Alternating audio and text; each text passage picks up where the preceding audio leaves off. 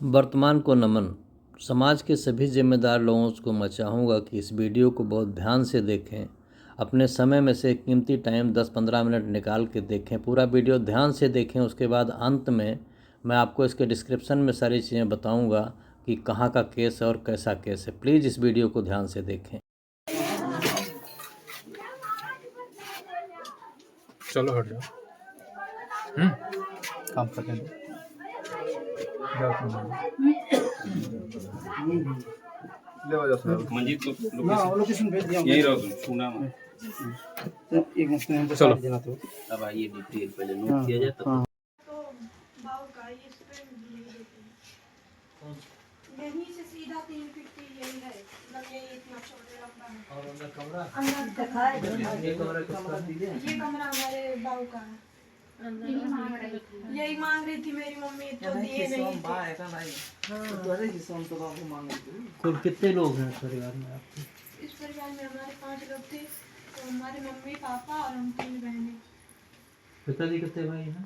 पिताजी हमारे 3 भाई हैं। 3 भाई। तो इस पूरे मकान में 3 हिस्सा हुआ।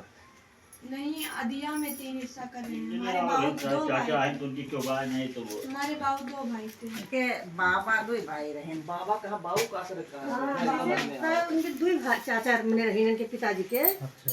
पिताजी 2 भाई थे। शादी नहीं हुआ रहा, तो जिद बुद्धि हमारे आधा अकेले ले लिए, कहीं आधे में तो सब नहीं गया। अच्छा, ये लोग अभी इस समय यहाँ पे हैं कि कहीं बाहर हैं? तो नहीं है इसे, नहीं यहाँ कोई इस समय नहीं रह रहा।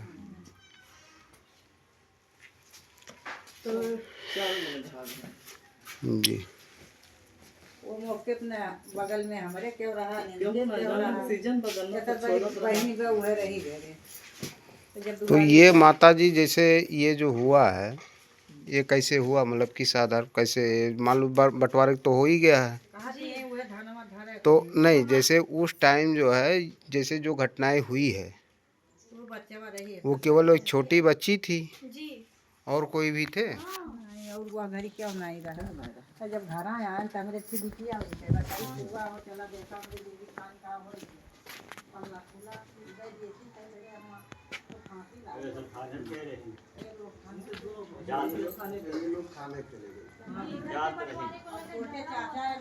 सुबह पुलिस आई थी। सुबह बंटवारे को लेकर जला हुआ था, तो पुलिस बुला के लाए थे हमारे चाचा। इसमें ताला लगवा दिए। उसके बाद कहे चलो थाने पे हम बताएंगे, जो बताना होगा चल के थाने पे बताना। तो हम और हमारी मम्मी जा रहे थे थाने पे, तो रास्ते में फोन आया कि मतलब ऐसे ऐसे तो हुआ। तुम कहाँ थी? उस वक्त हम अपनी मम्मी के साथ वहीं पे थे। अच्छा, बड़ी तुम ही हो? जी, सबसे बड़ी बड़े तुम हो। कितने साल के हो? ये 18, 19, 20 साल के हो? 17 साल के हैं, अभी 12 फाइनल करने वाले हैं।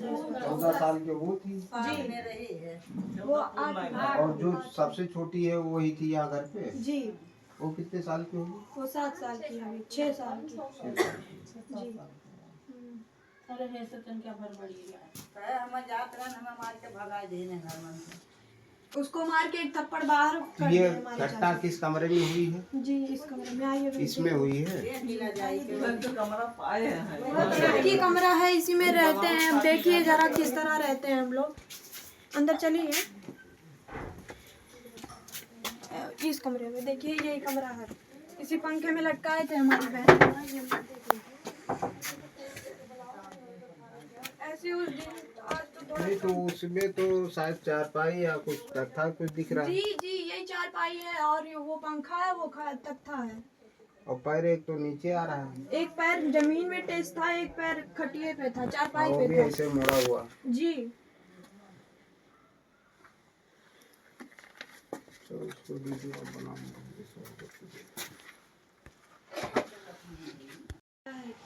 बाहर से बना दो। ये बंटवारे में बच्चा इतना मिला। चाचा हम लोग बच्चा आए हैं बस्ती हैं।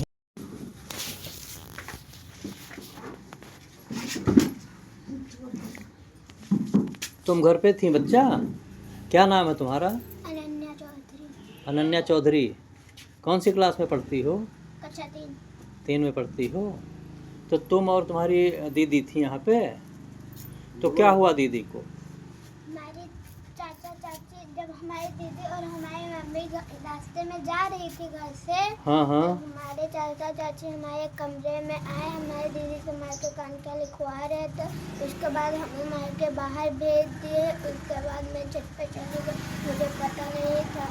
फिर मैं जब नीचे आई तब हमारे चाचा चाची जा चुके थे। तब हम जब घर पे पहुँचे तब हमने देखा अंदर हल्के के हमारे दीदी को टांगे हैं।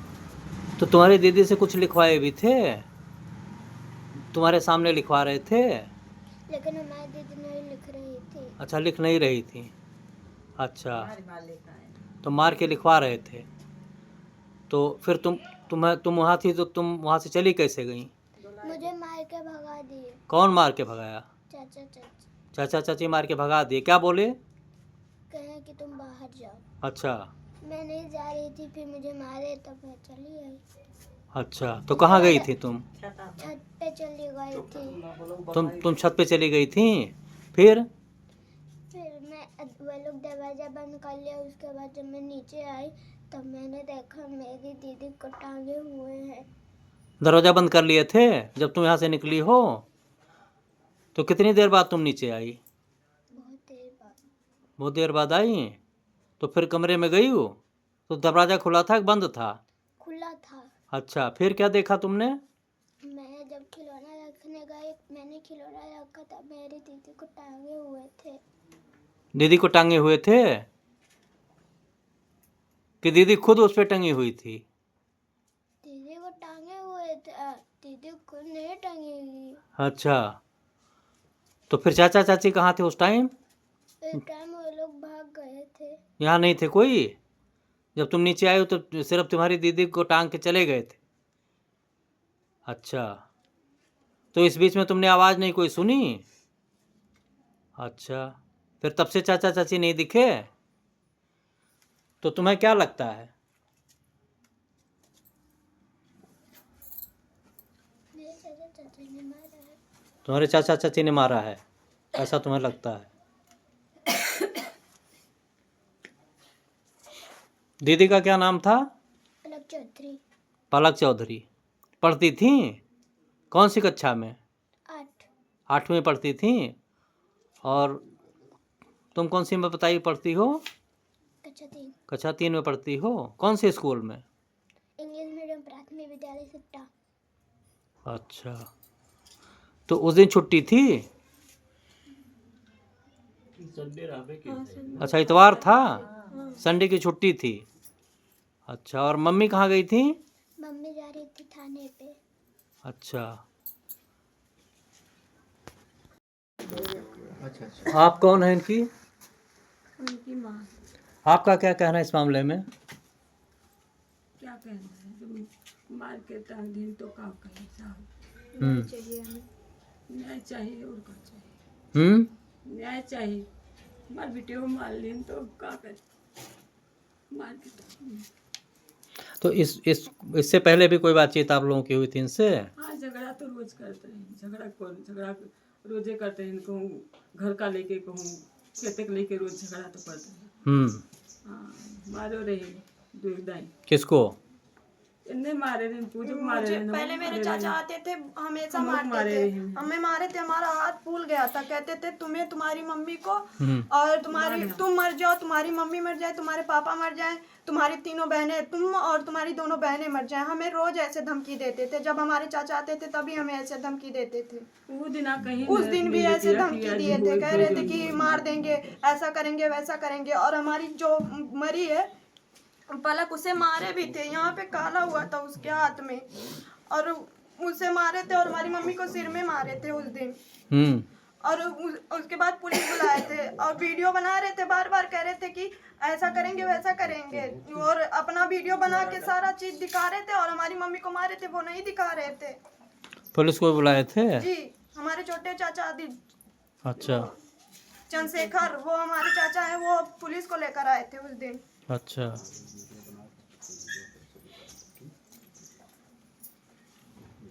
तो अभी कहाँ हैं लोग?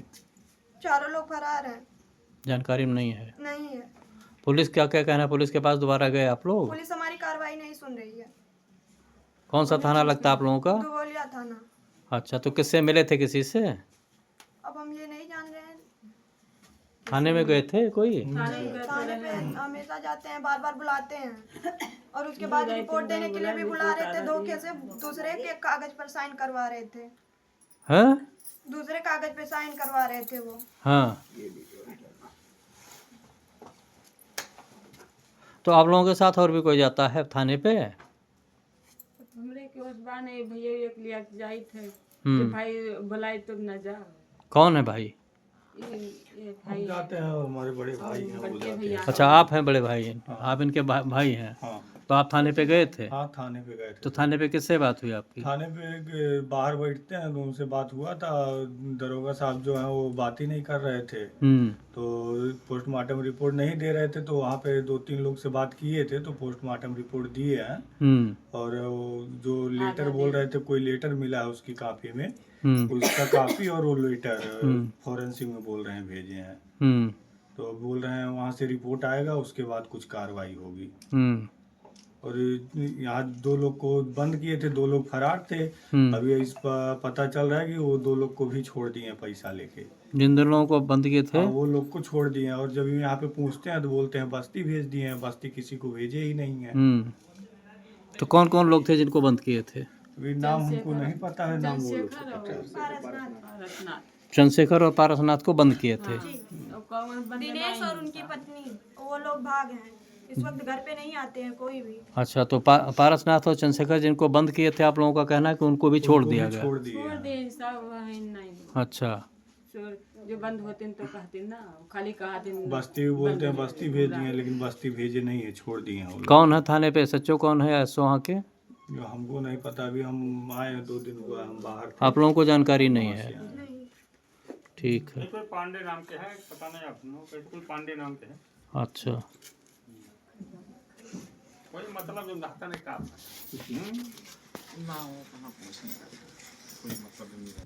दोस्तों ये वीडियो ग्राम सड़वलिया, पोस्ट नैकापार, थाना दुबौलिया, जिला बस्ती, उत्तर प्रदेश का है।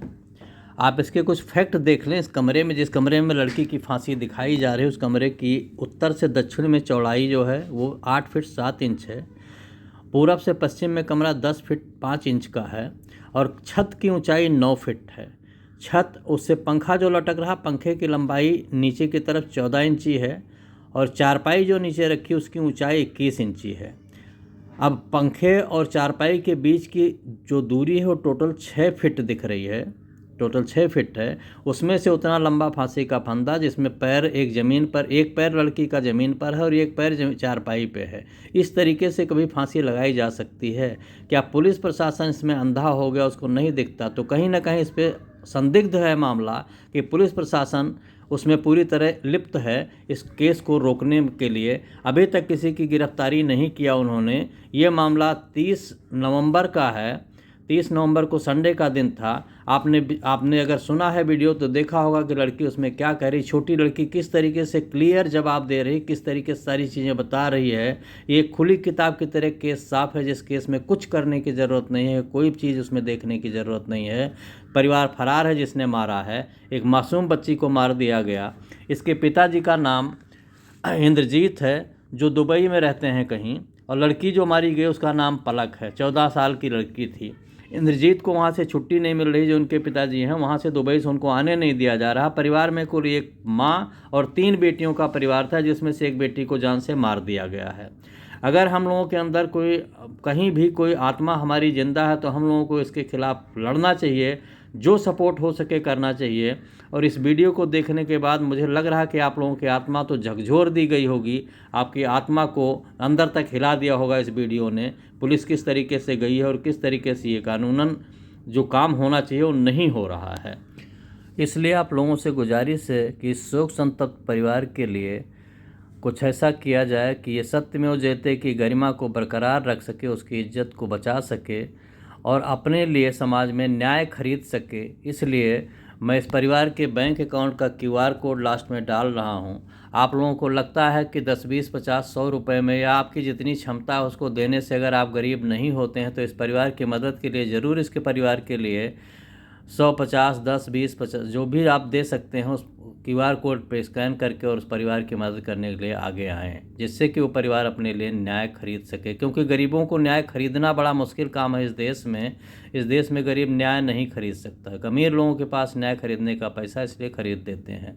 एक परिवार उसको बेटी को, उतनी फूल जैसी बच्ची को मार के जान से और फरार हो गया है, और पूरा पुलिस प्रशासन सब कुछ उस पर हाथ रख के बैठा, कोई काम नहीं हो रहा है उस पर। तो मेरी आप सभी से गुजारिश है कि इस परिवार के लिए आगे आएँ और जितना संभव कोशिश हो सकता है उतना उनकी मदद की जाए, तन मन धन से। अगर आप धन से नहीं मदद कर सकते हैं तो किसी दिन उनके साथ चल के थाने में चल के बातचीत की जाए और उनसे बात किया जाए कि भाई क्यों नहीं इसको न्याय मिल रहा है। बहुत बहुत धन्यवाद है आप लोगों का। अगर आप लोग इनके लिए कुछ करते हैं तो समझिए यही जो है सबसे बड़ा पुण्य का काम है कि एक गरीब और असहाय परिवार की मदद करना। ये इस परिवार का QR कोड है। लड़की वालों के पास अपना कोई QR कोड नहीं, इसलिए लड़की ने अपने मामा का नंबर दिया, अपने मामा का QR कोड दिया है, जो एक इकलौता वही सहारा इस टाइम उनका है। कृपया इस QR कोड का इस्तेमाल करते हुए इस परिवार की मदद के लिए आगे आएँ। बहुत बहुत धन्यवाद आप लोगों का। मिलते हैं फिर अगली वीडियो में। जय हिंद।